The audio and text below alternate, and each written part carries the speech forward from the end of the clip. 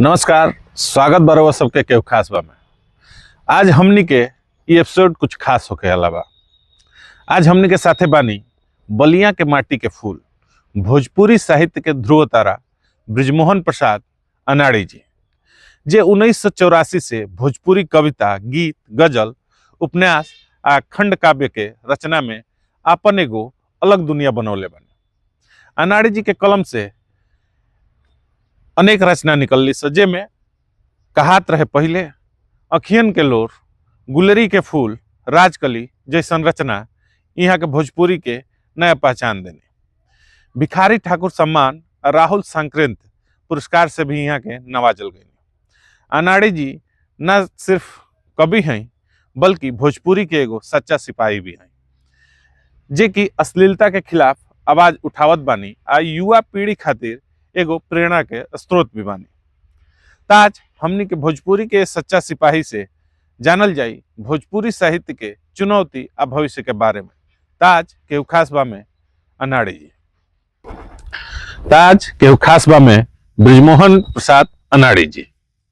स्वागत बा बृजमोहन प्रसाद जी केहू खास बा। बहुत बहुत जोहार भाई आप सबके, जो हमारा इस अदना प्रचारित आदमी के हैं आके हमारा साक्षात्कार लेवे के कोशिश कैले बनी सब है।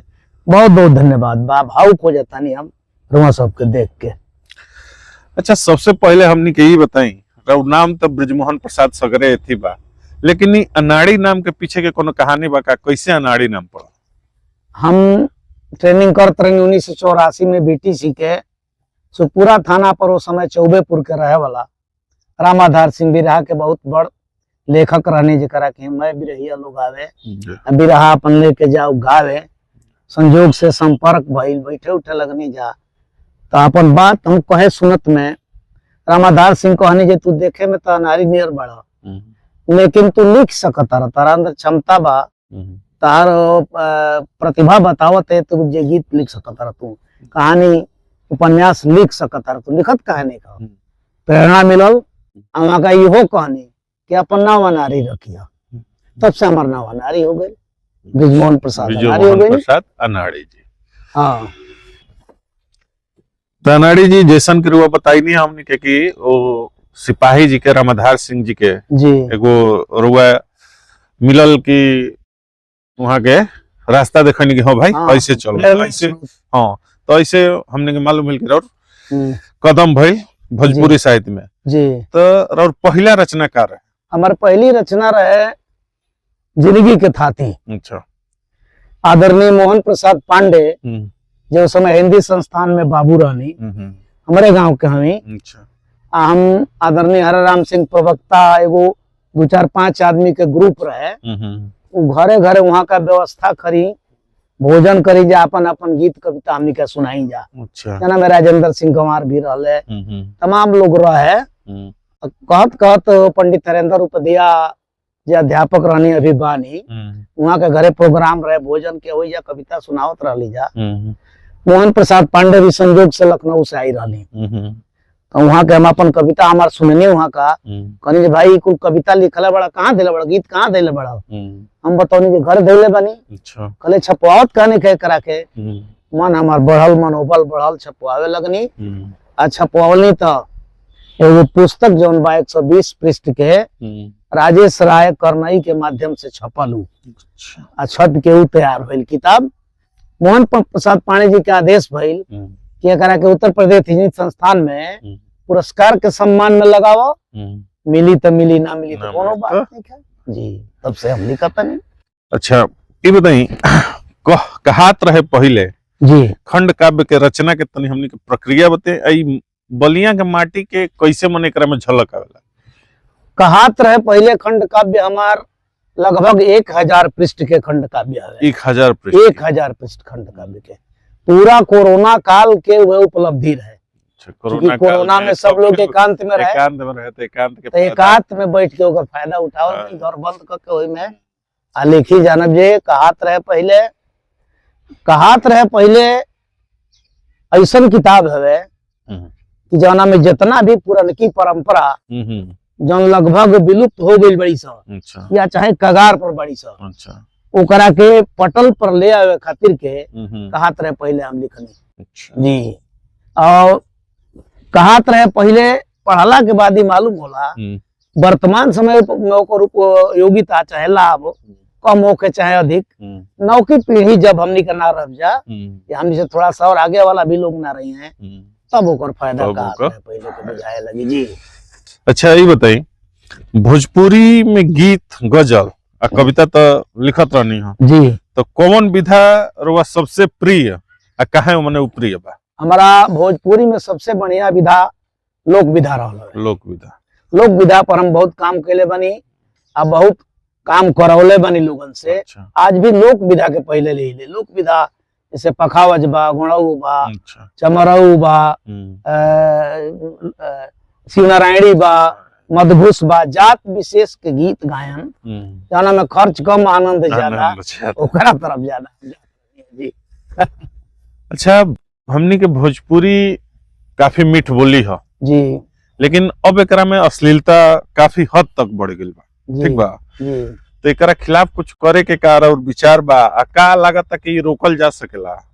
हम तो भोजपुरी में अश्लीलता हटावे खातिर अष्टम अनुसूची में नाम एकर दर्ज करे खातिर 10 गो प्रधानमंत्री के लगभग हम 4-5 प्रधानमंत्री के यहाँ पत्र, राष्ट्रपति के यहाँ पत्र, राज्यपाल लोग के यहाँ पत्र, मुख्यमंत्री लोग के यहाँ पत्र लिखली, सबकर जवाब हमारा पास आयल। लेकिन भोजपुरी के अश्लीलता के जहाँ तक बात बा, जब तक ले श्रोता आ गायक लोग ध्यान न दिले पर तब तक भोजपुरी के अश्लीलता एकदम न जाई, इलाज बीमारी बन जाता है अश्लीलता जी। अच्छा, का रउआ लागेला कि रउआ भिखारी ठाकुर सम्मान मिलल है, मिलल ओकरा बाद रउआ भोजपुरी के प्रति और जिम्मेदारी बढ़ गई? जिम्मेदारी ना बढ़ल, उल्लास बढ़ गई। उल्लास बढ़ गई जी, अंदर से जिम्मेवारी तो लेवे के केहू ले सकता, उल्लास सबका में ना आवेला। बहुत लोग के हम देखनी शुरू कइल आ बीच में धराशायी हो गई, लेकिन हम कितनो अपमानित भइली, ऐसा बात नहीं कि सम्माने ना मिलल, अपमान भी खूब मिलल। आज भी हमके पीछे बैठावल जाला कोनो मीटिंग में, भले ही बुलावल जाला बाद में, लेकिन ओकरा के नर्वस कहाँ तो उत्साह ना भइली। हमारी रचना धर्मिता है, साधना मान के हम साधना के करत गेनी जी। अच्छा, बलिया के लोक संस्कृति अब भोजपुरी कविता में का संबंध देखे नहीं अनाड़ी जी? भोजिया बलिया के लोक संस्कृति के कोनो अमूल्य बा, ओकर मूल्यांकन केहू ना कर सकेला। जौन भी लोक संस्कृति पैदा भइल बे ओकर अधिकतम उपज जौन बा बलिया से भइल बा, ई समझ जाई। चाहे शिव नारायणी होके या मधुघुस होके या हम तो ऊपर काम कैले बनी हुरकाबादी यंत्र पर। अच्छा, उत्तर मध्य क्षेत्र सांस्कृतिक केंद्र ओकरा पर हमसे लिखोले रहे। अच्छा, बहुत बढ़िया रकम हमके देले रहे, बहुत हमारा के सम्मान मिलल जाने जो पर काम कैले बनी जी। अच्छा, और उपन्यास राजकली के एगो संक्षिप्त कहानी हमनी के बताइती जे देखा था कि का राजकली के कहानी एगो संक्षिप्त बा, ऐसे भोजपुरी समाज में कौन कौन समस्या उजागर होला? भोजपुरी देखिए, राजकली उपन्यास हमार शुद्ध रूप से भोजपुरी में ना हो। अच्छा, मिश्रित भाषा, कुछ हिंदी कुछ उर्दू कुछ तरह तरह के जैसे जो भाषा फौले बनी उससे लगाव में, लेकिन शुद्ध रूप से माटी से जुड़ल उपन्यास हो। अच्छा, माटी से जुड़ल उपन्यास है। केहू के पति नइखे रहत तो केहू के ओकरा लड़का लड़की के प्रति का दायित्व होला, एक स्पष्ट झलक उपन्यास में मिली जी, जौना के उत्तर प्रदेश भाषा संस्थान लखनऊ छपले रहे। अच्छा, प्रकाशित कैले रहे ओकरा के जी।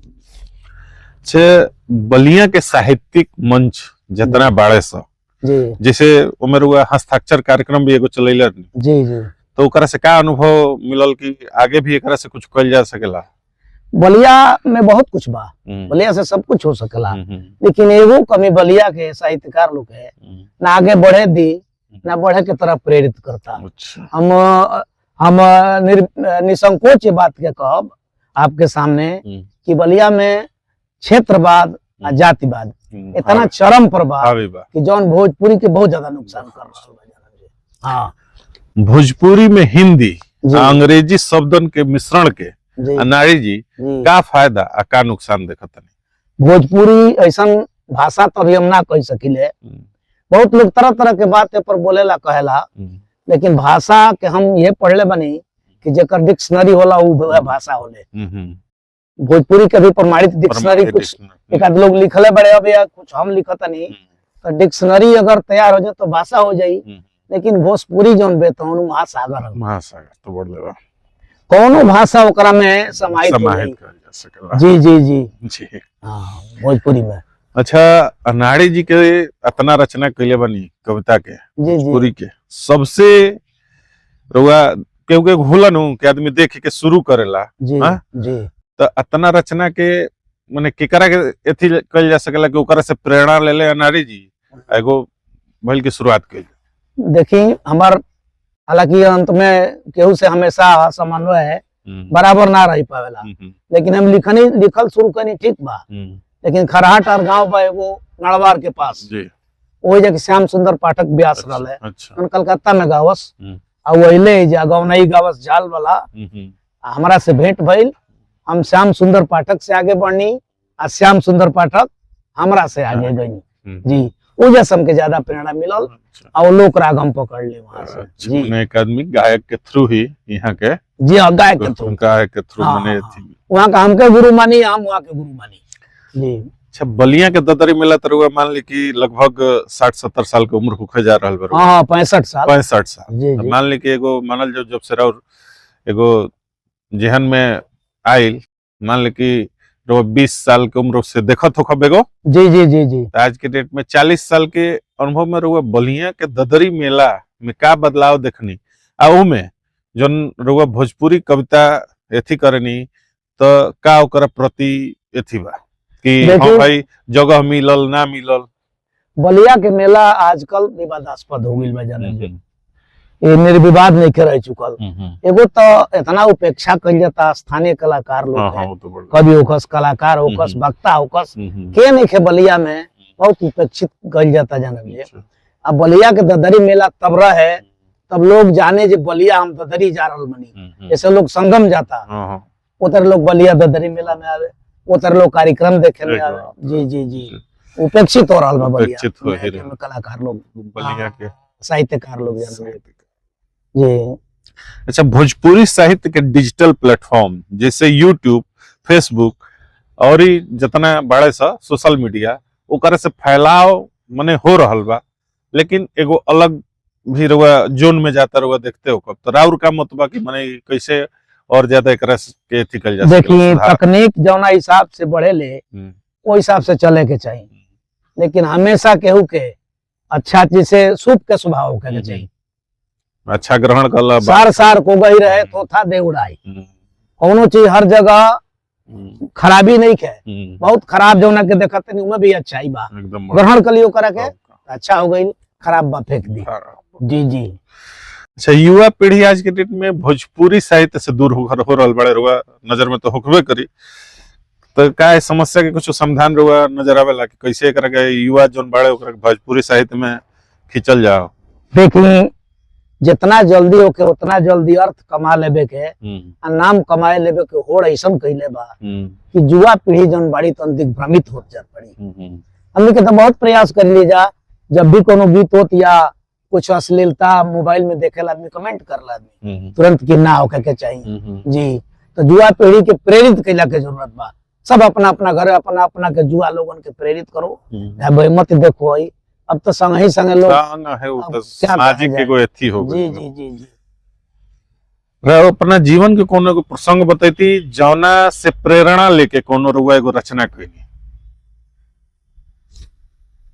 जीवन के प्रेरणा हम अखबार में पढ़ली जे एगो दहेज के लोभी लोग जौना के बाप महतारी के पास कुछ बाना एगो संपन्न व्यक्ति के घरे शादी विवाह कर दिले वालो और घटना ऐसा बुरी तरह से ओकरा के माने प्रताड़ित करके मारल लो कि उतना वो गीत सुनला पर जौन बात उन आदमी के रोम रोम कांपी जाला कि भले ही भटौले रही तू कुइया खुनवाई के मुंह ना देखती माई कई कई गो कसाई के जौन आकाशवाणी से भी प्रसारित जी जी। अच्छा, भोजपुरी पत्र पत्रिका जी के कुछ महत्व माना तनिका आज के जोन स्थिति बा अगर प्रचारित प्रसारित तो हमने के देखे में कमे बा अगर बढ़ी तो ऐसे कुछ स्थिति सुधरी? स्थिति सुधर ना पाई, ऐसे कि केहू किताब कापी पत्रिका पढ़त नहीं है। केहू ना, बस तमाम लोग दिन भर मोबाइल से लगा। जी आप पैसा खर्च करके पत्रिका छपवाई, सैकड़ों पत्रिका भोजपुरी के निकलत रही है सब। अब गिनल जुनल एगो दूगो निकलत रही सब, जौन कुछ दिन में बंद हो जाए सब। अच्छा, केहू खास बा के दर्शक गण बाबा के सुनत रहे, अपन कोनो प्रिय रचना में से दो पंक्ति केहू खास बा के दर्शक लोग के?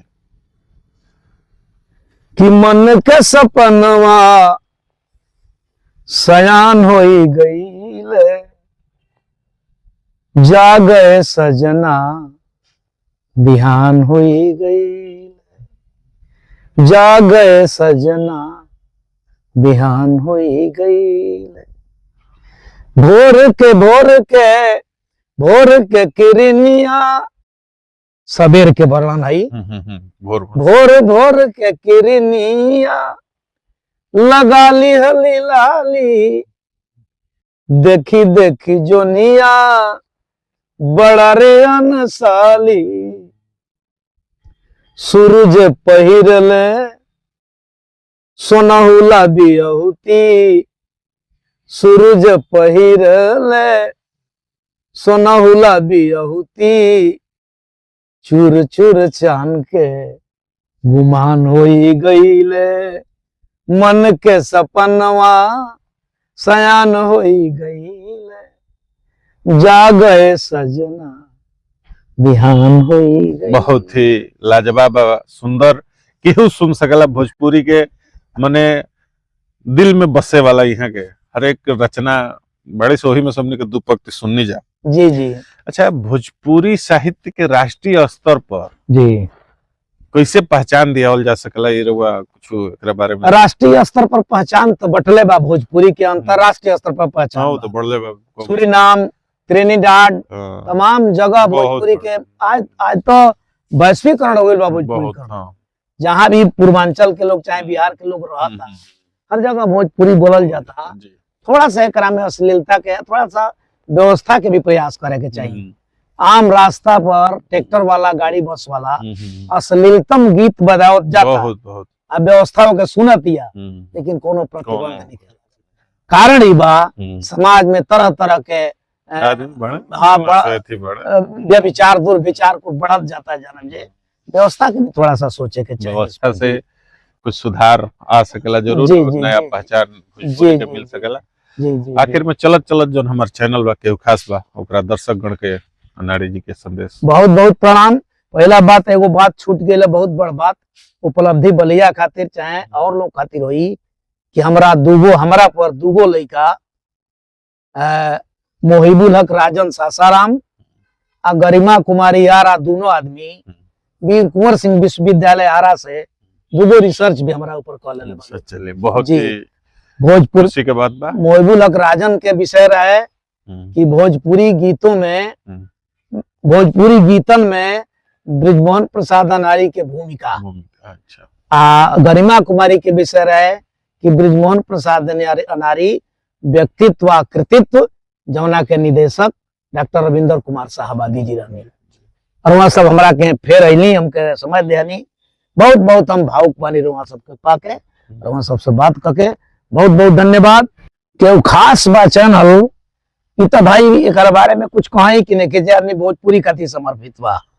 भोजपुरी भाषी लोगन से, भोजपुरी पढ़े वाला सुने वाला लोगन से हमारा करबद्ध प्रार्थना बा कि जितना ले हो सके लाइक करी, सब्सक्राइब करिए करा के, ताकि भोजपुरी के मान सम्मान चारों तरफ और ही बढ़े।